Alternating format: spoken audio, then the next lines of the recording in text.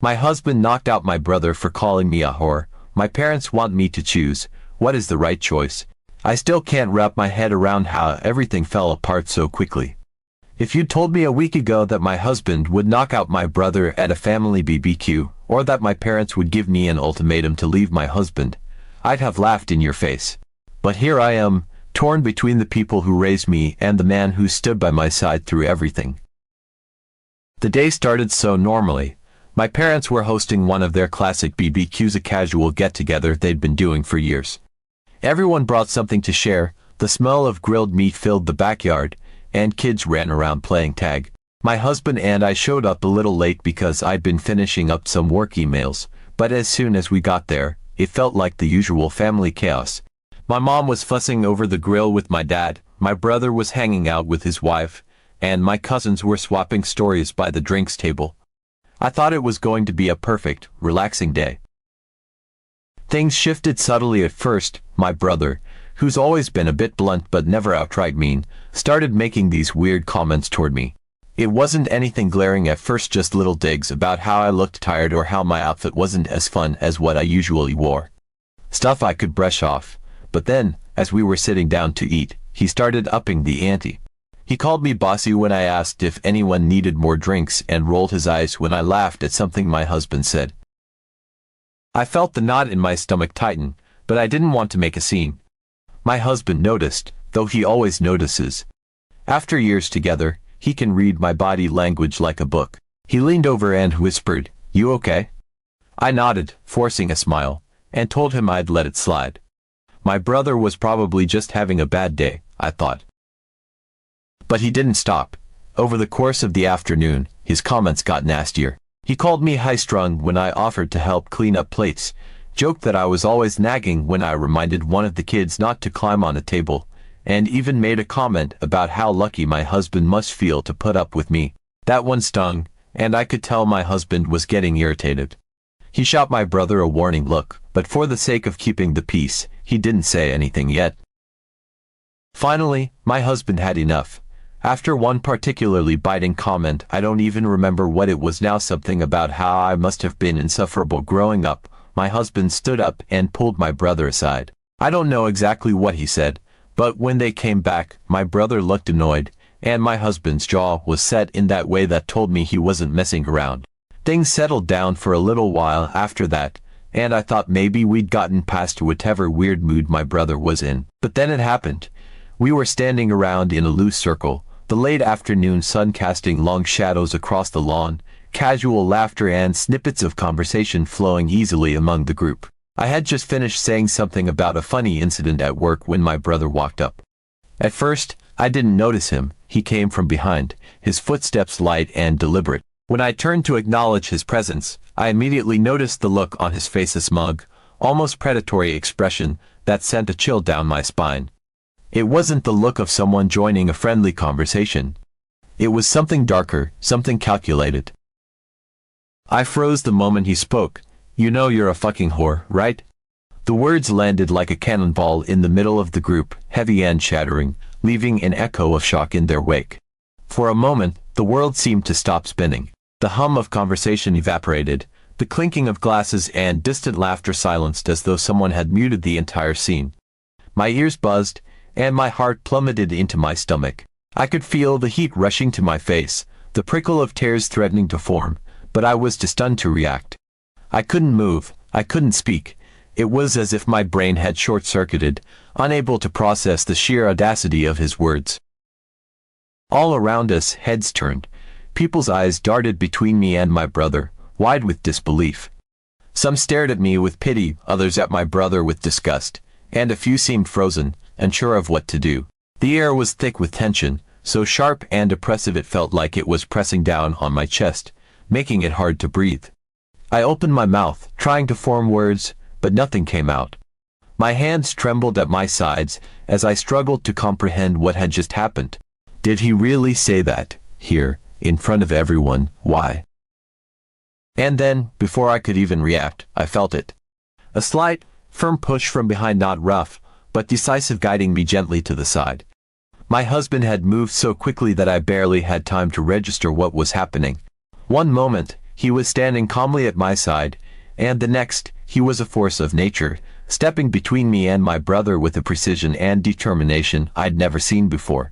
His broad shoulders blocked my view, but I could feel the crackling energy radiating off him, a storm barely contained. Before anyone could process what was happening, the sound of impact split the air. A sickening thud, followed by a collective gasp. My brother crumpled to the ground like a marionette with its strings cut, his hands flying to his face as blood trickled from his nose. He groaned in pain, his smug expression replaced with one of shock and disbelief.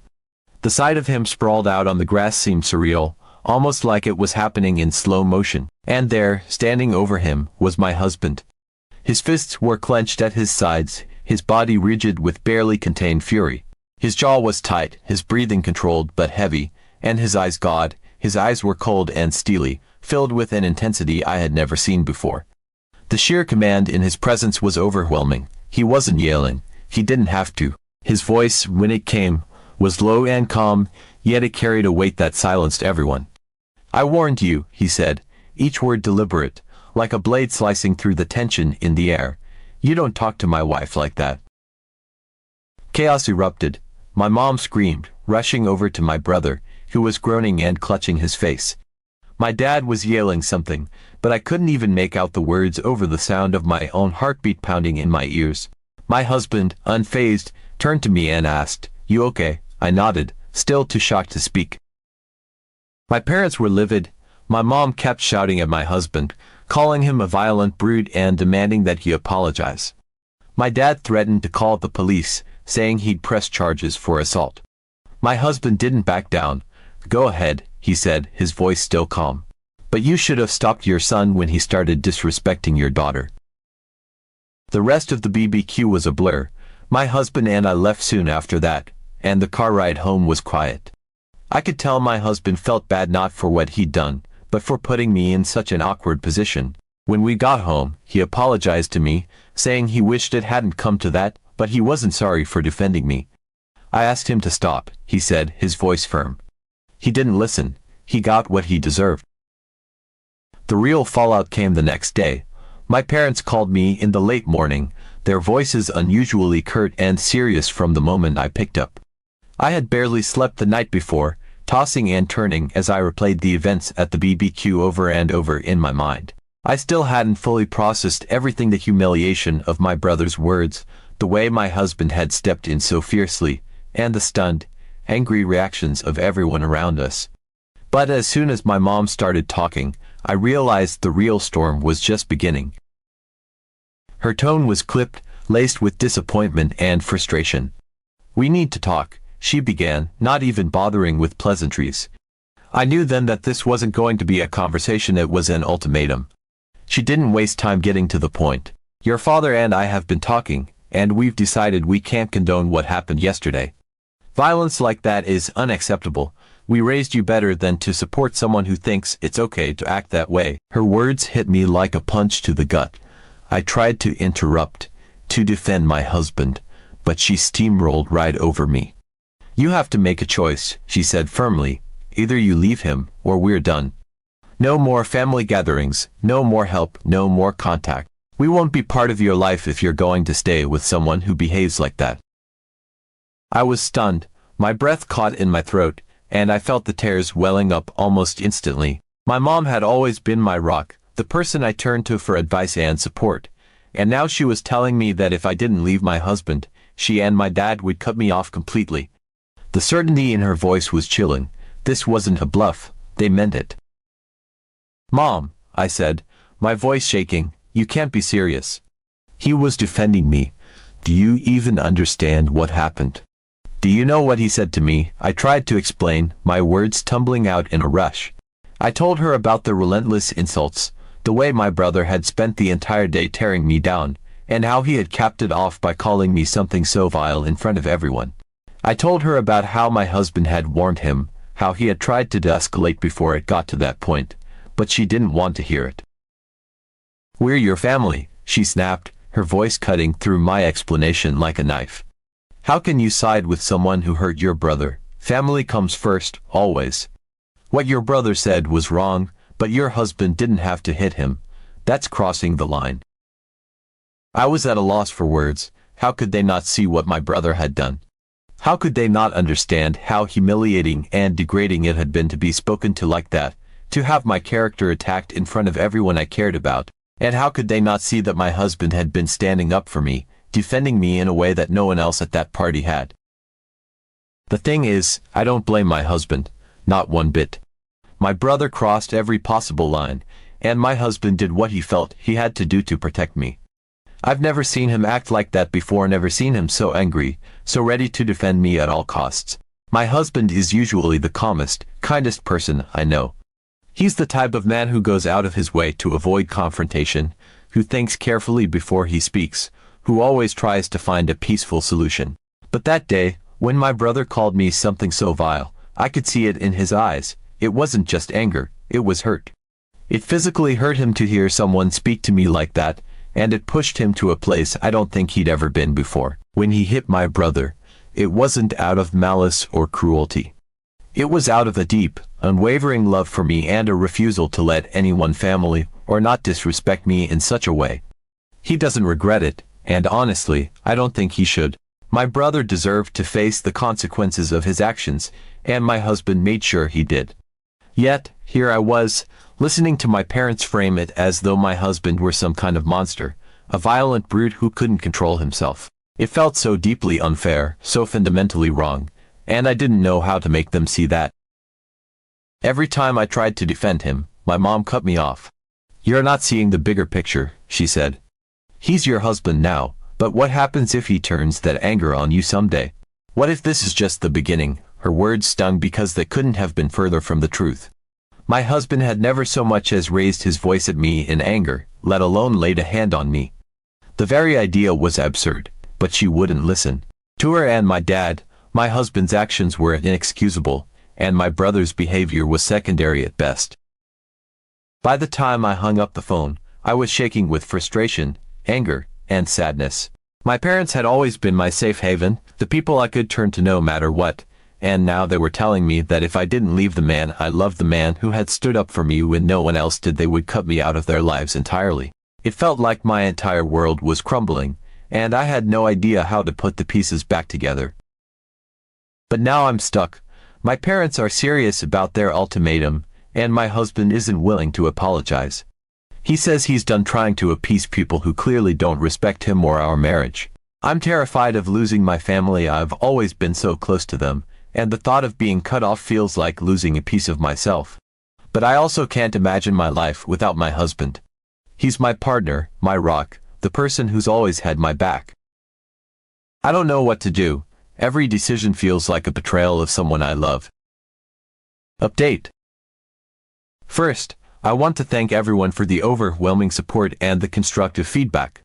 I've read every message, every comment, and it's truly helped me process this roller coaster of emotions. I also want to apologize if my initial post came off as unclear or poorly worded. I wasn't in the best emotional state when I wrote it, and honestly, I'm still trying to navigate everything that's happening. This has been one of the most challenging periods of my life, and I'm doing my best to take it one step at a time. To clarify, my husband is my choice. He has always been my choice, and at no point have I considered leaving him. He's been my unwavering source of love and support, and while I know some people think what he did was wrong, I can't bring myself to blame him for standing up for me. My parents' ultimatum hurt me deeply, but my commitment to my husband has never wavered. That being said, the situation has become even more complicated, and I find myself questioning things about my family dynamic that I've never really confronted before. It all came to a head when my parents invited me over for a talk. They made it clear that they didn't want my husband there, and while I understand why they might feel that way, their request didn't sit right with me or with my husband. He flat out refused to let me go alone. He said he wasn't trying to control me, but he wasn't going to let me walk into a situation where he felt I'd be cornered, manipulated, or emotionally piled on. His concern came from a place of love and protection, and after everything that had happened, I couldn't disagree with him, so we went together. Walking into my parents' house felt surreal. It used to be a place of comfort and familiarity, but that day, it felt like enemy territory.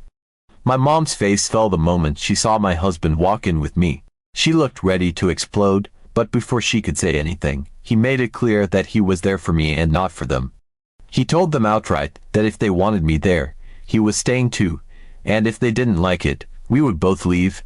I agreed with him on the spot, which I think shocked them. Reluctantly, they let us stay. My brother was there too, sitting stiffly in the corner, refusing to look at either of us. The sight of him startled me more than I expected. His nose was bandaged, and his posture screamed discomfort, not just physical but emotional. His jaw was clenched, his eyes fixed firmly on the floor, and he only spoke when directly addressed. For someone who had been so bold and cutting just days earlier, he now seemed small, almost shrunken. What came next was a mess of revelations and excuses that left me more confused than anything else. My brother's behavior, they explained, stemmed from his recent breakup. Apparently, his ex-girlfriend had cheated on him and left him for someone else, and he had been spiraling ever since. I hadn't known any of this because, honestly, my brother and I aren't that close. We've always had a surface-level relationship, and he's never really opened up to me about his personal struggles. According to him, the breakup had shattered him, and seeing my posts on social media about my life with my husband, our travels, our date nights, even the announcement that we were trying for a baby had only made it worse. He admitted that my perfect life had been a trigger for his jealousy and resentment. Every photo, every post, was a reminder of what he'd lost and what he thought he'd never have. It festered until it boiled over at the barbecue. Hearing me talk to my mom about our plans to start a family had apparently been the final straw. He couldn't handle it, so he lashed out at me. I tried to understand his perspective, but it didn't make sense. I couldn't wrap my head around why he'd direct all that anger and bitterness at me. None of it was my fault. I hadn't flaunted my life or intentionally rubbed my happiness in his face. My social media is mostly just pictures of me and my husband, nothing extravagant or boastful. And even if it had been, it didn't justify the things he said to me. I asked him directly why he called me a whore, why he chose that word of all things when he knows me better than that. I've been with my husband since I was 19, and he's the only man I've ever been with. My brother refused to answer. He just stared at the floor in silence until he eventually got up and left the room. The part that hurt the most was my parents' role in all of this. When I asked why they hadn't stepped in to stop him at the BBQ, their responses were gut-wrenching. My dad admitted that he'd wanted to intervene, but my mom had told him to leave my brother alone because he wasn't actually hurting anyone. That line stuck with me. Not actually hurting anyone. Did they not see the pain in my face as he tore me down in front of everyone? Did they think emotional wounds didn't count? And then there was the ultimatum. When I pressed them about it, they admitted that it had been my mom's idea. My dad, ever the follower in their relationship, had just gone along with it. My mom tried to justify it by saying they were trying to protect my brother, but when I asked why they hadn't prioritized protecting me, they had no answer. The silence was deafening. My husband apologized to my parents for the drama but made it clear he wasn't apologizing to my brother. He said he'd warned him and that his actions had consequences. My mom argued that hitting him was inexcusable, but my husband held his ground. When he asked my dad how he would react if someone called my mom such a vile name, my dad said he'd talk to them, but never resort to violence. My husband laughed and called him spineless, which sent my mom into a fit of anger. I knew then that the conversation wasn't going to get any better, so I told my husband it was time to leave. Before we left, I told my parents I was going low contact with them. The ultimatum had broken my trust, and while I wasn't cutting them out entirely, I needed space to heal and reassess our relationship. My brother, on the other hand, was another story. Until he could acknowledge what he'd done and offer a sincere apology, I wanted nothing to do with him. My parents asked if this was permanent, and I told them it depended on their actions moving forward. As we were leaving, my husband still greeted them politely but told my dad it was time to grow a backbone. The look on my mom's face, shame, frustration, maybe even regret, was something I'll never forget. My dad glanced at her, and for the first time, I saw him hesitate, as if he was questioning whether his endless agreement with her was worth the damage it was causing. On the drive home, my husband apologized for escalating things but stood by his actions. He told me he'd take whatever fallout came and assured me I didn't need to stress or worrying about any of it. I don't know where this will go from here, but for now, I'm holding on to the one thing that's been constant through all of this, my husband. His love, his strength, his unwavering loyalty, it's more than I've ever felt from anyone else, and I'm determined to protect it, no matter what.